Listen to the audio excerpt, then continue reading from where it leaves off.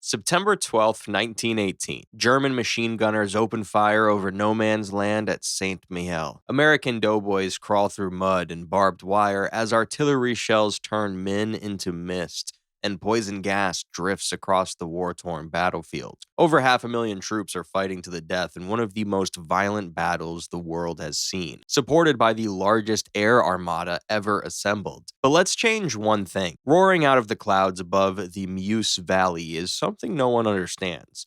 A 40,000-pound fighter from 2005, the F-22 Raptor, dropped into a battle it wasn't made for. So what happens when the most advanced fighter jet on Earth is unleashed during one of history's first air wars? Can it single-handedly clear the skies, or is it just one aircraft against hundreds? The F-22 Raptor cruises at Mach 1.5 without afterburners.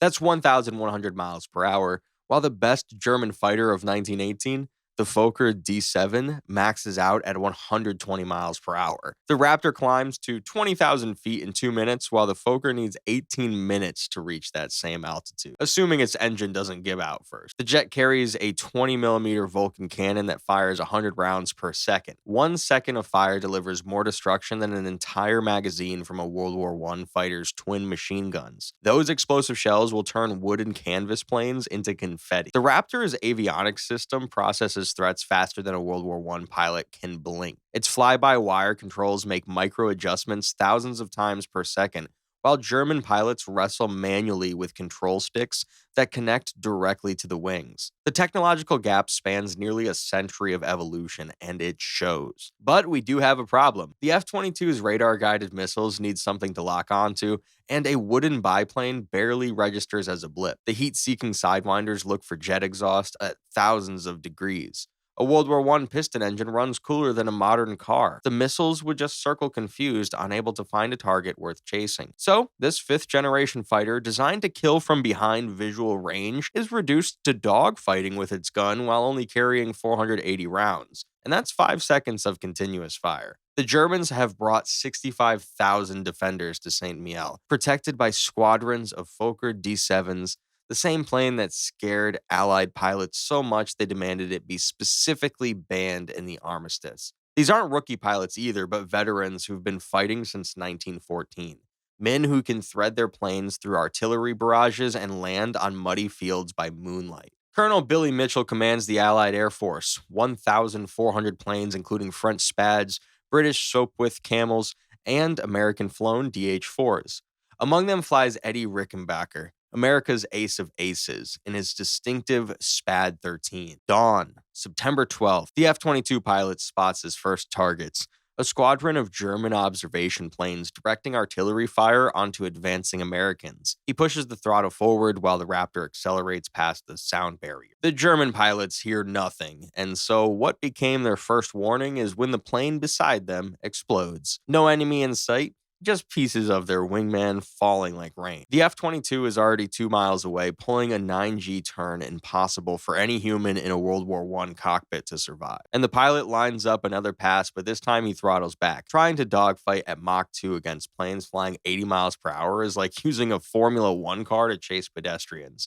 Even at minimum speed, the Raptor threatens to stall at 140 miles per hour, faster than his target's maximum velocity. The jet switches tactics as it dives from altitude, fires a quarter-second burst while climbing vertically before anyone can react. And each pass claims another German plane as wooden frames disintegrate, fabric wings also shred, and pilots don't even have time to bail out. But ammunition depletes fast, and that's why after 12 passes, it's down to 200 rounds. But the jet does have another weapon. It accelerates to Mach 1.2 and dives toward German positions at 500 feet with a sonic boom hitting like an invisible sledgehammer. Soldiers below clutch their ears as blood runs between their fingers, while horses panic and bolt. Men who survived 2 years in the trenches run screaming from something they can't understand or fight. Artillery officers abandon their calculations, unable to track a target moving at incomprehensible speed, and communication lines flood with panicked reports of a